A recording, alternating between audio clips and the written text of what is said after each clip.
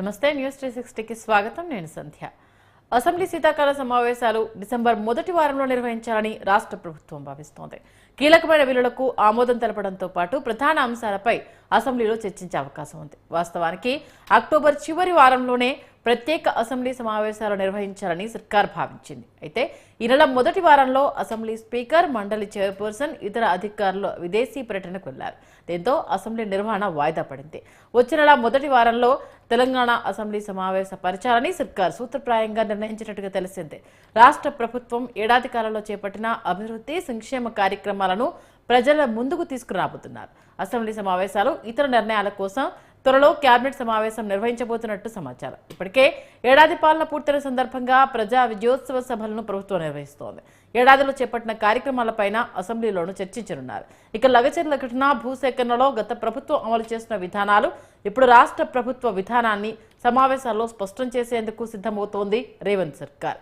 ఇక ఈ అసెంబ్లీ సమావేశాల్లో ఆర్ఓఆర్ 2024 బిల్లుకు ఆమోదం తెలిపే అవకాశం ఉంది. అలాగే మూసీ పునరుజ్జీవంపై రాష్ట్ర ప్రభుత్వం అసెంబ్లీలో మరోమారు చర్చకు పెట్టాలని అనుకుంటుంది. ఆల్ పార్టీ మీటింగ్ పెడతామని, సలహాలు సూచనలు ఇవ్వాలని పలుమార్లు సీఎం విజ్ఞప్తి చేశారు. దాని బదులు అసెంబ్లీలోనే మూసీ పునరుజ్జీవంపై మాట్లాడాలని నిర్ణయం తీసుకోవడం, అవసరమైతే ప్రత్యేక ఆహ్వానితుల కింద ఎంపీలను సభలో చర్చకు పిలిచే అంశంపైన కూడా ప్రభుత్వం పరిశీలిస్తోంది. 4 సిటీ ఏర్పాటుపైన చర్చించబోతున్నట్టు తెలుస్తోంది. ఇక హైడ్రాకు అధికారాలు కల్పిస్తూ ఆర్డినెన్స్ ఇచ్చారు. దీనికి సంబంధించి కూడా ఆయా చట్టాలకు అసెంబ్లీలో బిల్లులు పెట్టి సవరించబోతున్నారు. ఇక సాగు భూములకే రైతు భరోసా ఇవ్వాలని నిర్ణయించిన ప్రభుత్వం రైతు భరోసా పైన చర్చించే అవకాశం ఉంది.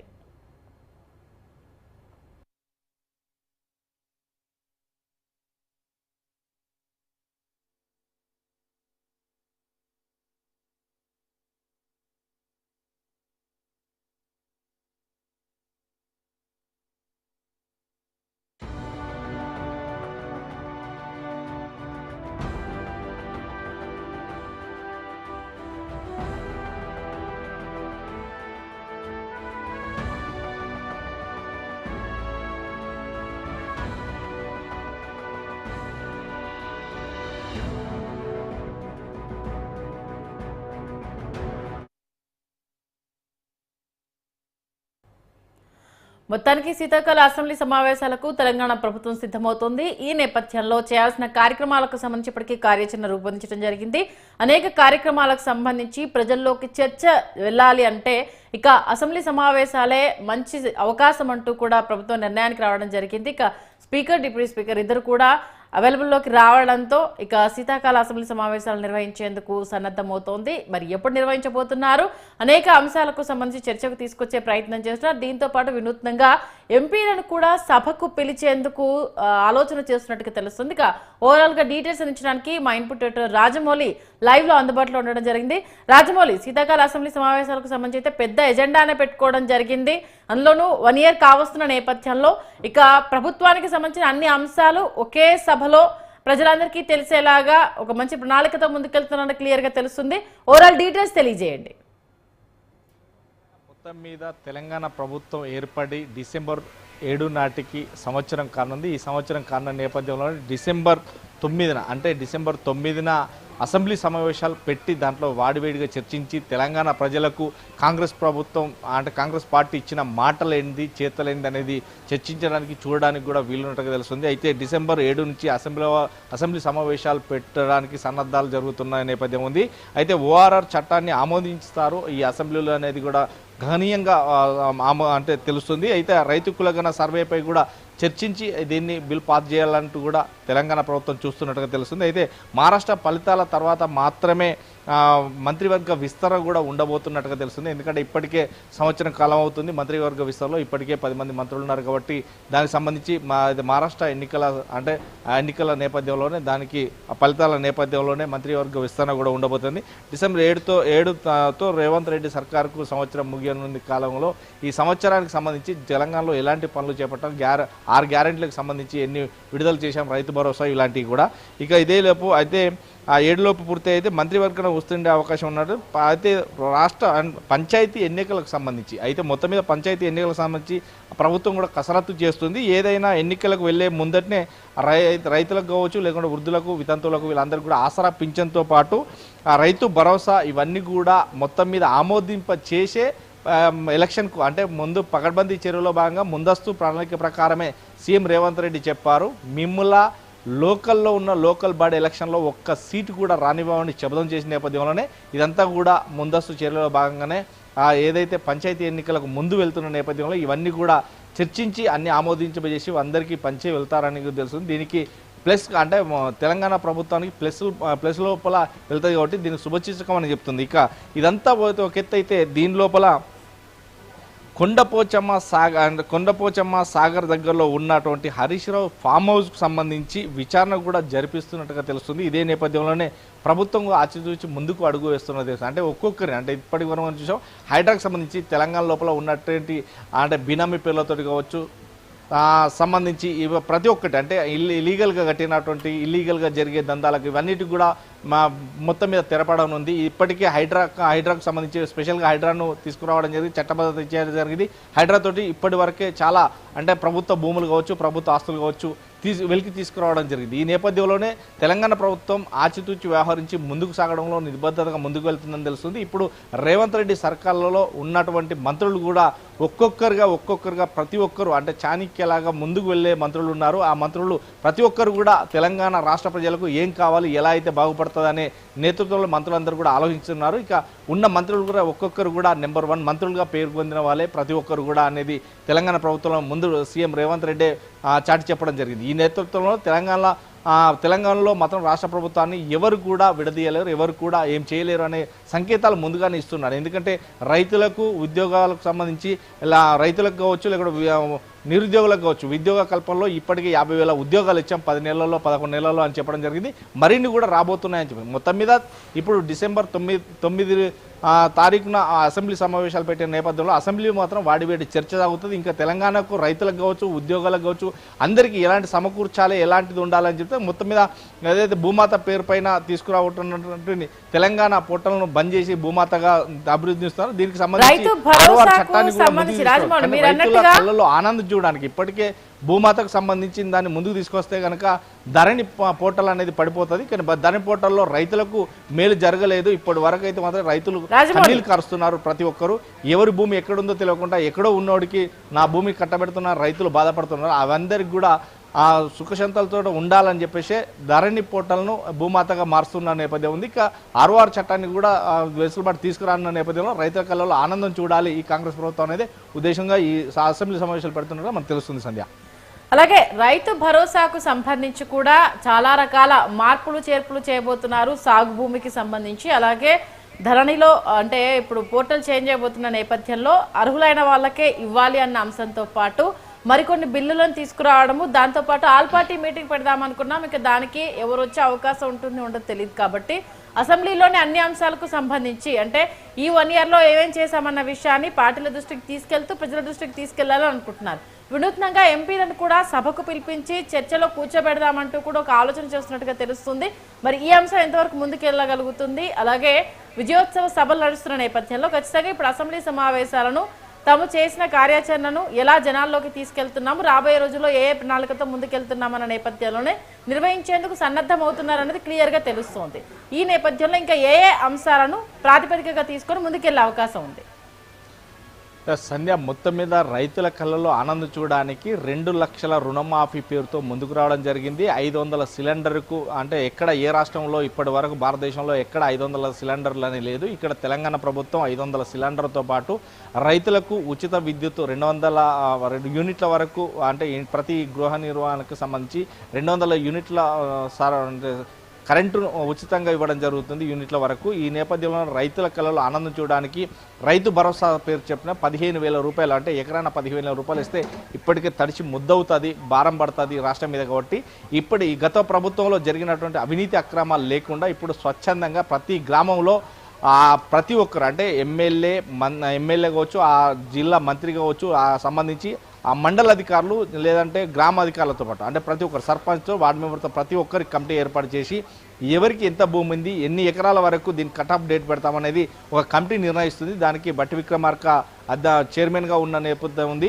ఈ నేపథ్యంలో ఒక ఏదైతే కమిటీ ఇవ్వడం చేత ఇప్పటికే అంటే రైతులు మొత్తం మీద 10 ఎకరాల వరకు పెడతారా 5 ఎకరాల వరకు పెడతారా అనేది ఒక ఆలోచనలో ఉన్నాయి. ఎందుకంటే 100,000 ఎకరాలు ఉన్న వారికి రైతు భరోసా ఇస్తే భరోసా మీద రైతుల పేర్ల మీద ఇస్తే అది ఉన్నవాడికే పోతుంది. కాబట్టి ఇకనైనా కానీ 100 ఎకరాలు 1000 ఎకరాలు కాకుండా సుమారుగా 10 ఎకరాల నుంచి వెళ్ళి 15 ఎకరాల లేదంటే 5 ఎకరాల మొత్తం మీద 5 నుంచి వెళ్ళి 10 ఎకరాల వరకు పెడతారని ఇప్పటికే జనం నానుతుంది. ఈ నేపథ్యంలో గవర్నమెంట్ కూడా ఎలాంటి చర్యలు చేపడతారనేది మాత్రం వెయిట్ చేయాల్సింది. మనం అడిగిన మొన్న జరిగినటువంటి ప్రెస్ మీట్లో కూడా మనం అడగడం జరిగింది. అడిగితే దాన్ని కమిటీ నిర్ణయిస్తారని బట్టి విక్రమార్క కూడా చెప్పడం జరిగింది. ఇదే బట్టి విక్రమార్క చెప్తారని ఏదైతే మంత్రి చెప్పడం జరిగింది. ఈ నేపథ్యంలోనే ఇప్పుడు ఉన్నటువంటి రైతుల కళలు ఆనందం చూడడానికి ఇటు గృహిణీలకు ఆసరా పింఛన్కు సంబంధించి ఆసరా పింఛన్ కూడా పెంచుతామని చెప్పడం జరిగింది. ప్రతి వారి అంటే గృహిణికి సంబంధించి వారికి ఇవ్వడం జరుగుతుంది. ఇక నిరుద్యోగుల వృత్తి కూడా ఇస్తామని చెప్పడం. నిరుద్యోగుల వృత్తి కూడా ఎంతవరకు అనేది ఇప్పుడు అసెంబ్లీలో చెప్తారనేది తెలుస్తుంది. వాడివేడి చర్చల ద్వారా ఇప్పటికీ అంటే గతంలో జరిగినప్పటికీ ఈ ధరణి పోర్టల్ అనే దాని మీద ఇప్పటికే పెద్ద అక్రమాలు జరిగాయి. కాబట్టి ఇక ఏదైనా కానీ ఒక పేదవాడి కళ్ళలో ఆనందం చూడాలంటే ఇది పేదల ప్రభుత్వం, రైతుల ప్రభుత్వం, కాంగ్రెస్ ప్రభుత్వం. కాబట్టి ఇప్పటికీ ప్రతి ఒక్కరికి కూడా న్యాయబద్ధంగా పోవాలంటే ఆ ధరణి పోర్టల్ క్లోజ్ చేసి ఆ 6 చట్టం పరిధిలోకి తీసుకొచ్చి దీన్ని ధరణి క్లోజ్ చేసిన తర్వాత భూమాతగా పేరు తీసుకొచ్చి అందరికీ అంటే నియోజకవర్గానికి గారికి కూడా గ్రామానికి ఒక అధికారి ఉండేలాగా అంటే మళ్ళీ విఆర్ఓ వ్యవస్థను పెంపొందించడానికి.